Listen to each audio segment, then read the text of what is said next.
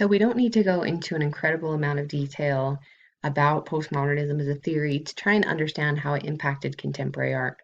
Instead, if you know a few basics, you're really prepared to understand some of the things that artists were doing in terms of addressing this kind of mindset with their works of art.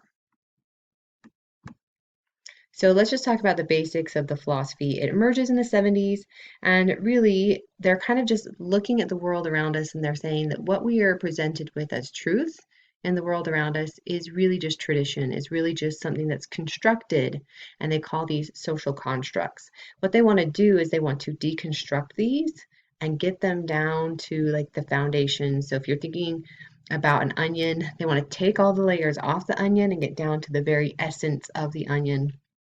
If you're thinking about Legos, you have all these bricks of Legos. They want to get it down to the very basic foundations of what Lego is. So these different kinds of social constructs for postmodernists are things like race and class and gender, sometimes power structures like religion, education, politics. They look at all of these things not as truths, but as something that is presented to us as truth by society. And postmodernists say if we can just look at those and dismantle them down to their foundations with deconstruction, we can understand the fundamental elements at their basis and decide for ourselves if we agree or if we disagree. Okay, so it's very much rejecting some things within art that had been done before, because postmodernists really felt like this individual subjective choice was really important, and fixed meanings, fixed truths, those were really not valid. So they looked at art and they decided they didn't need to do art in a traditional way. They wanted to do art and let every individual kind of decide their path, what they want to do to create art. So if this is ringing any bells, it should really remind you of what we talked about earlier in the century with existentialism. This too is another very extensive philosophy that we don't need to get into every detail about, but we do need to understand that existentialism really privileged the individual as well. Existentialism taught that the individual was free to make their own choice, was free to make their own way in the world, and they didn't have to feel bound by tradition or religion. So artists that were impacted by existentialism in mid-century were also rejecting tradition, and they were also looking at the individual, expressing themselves individually, making individual choices about how they want to make art. So what this means for postmodernism is that art really just begins to go in every direction possible, because artists are focusing on their individuality and their individual expression, and because artists are rejecting traditional methods and means for creating art. Art just comes in any way, shape, or form, and we call this pluralism. So we can see that artists start to choose non-traditional types of mediums. This is soap and chocolate.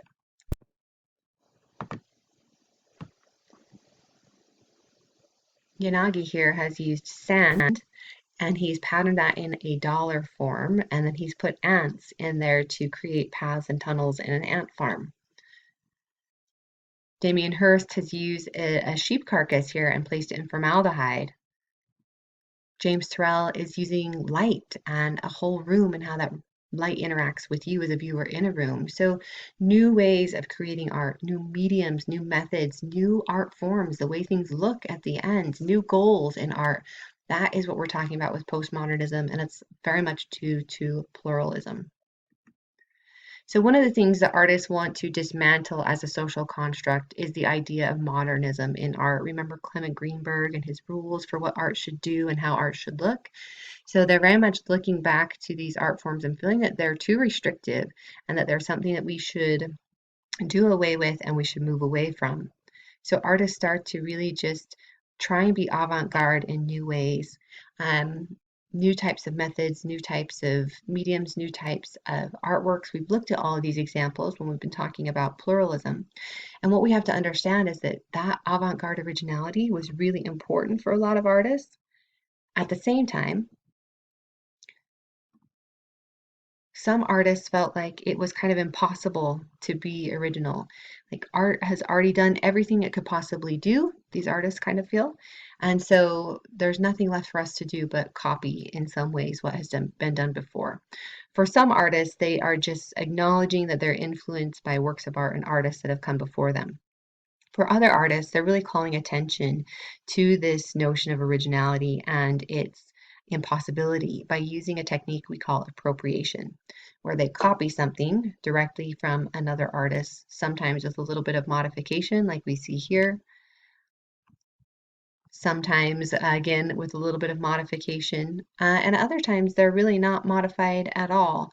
So appropriation was a way for artists to kind of create a discourse around this idea about originality and being avant-garde and how important it was. So hopefully this helps you understand the deconstruction and postmodernism and how artists that are impacted by postmodernism are really kind of thinking about how they can overlook the social constructs of race, gender, class, education, politics, religion, how artists that are influenced by postmodernist philosophies are really interested in being avant-garde, while at the same time realizing that sometimes that's kind of impossible through appropriation. And I also hope you realize that postmodernist artists are also looking back at tradition, especially even the modernist tradition, and feeling like that's something from which they want to be freed.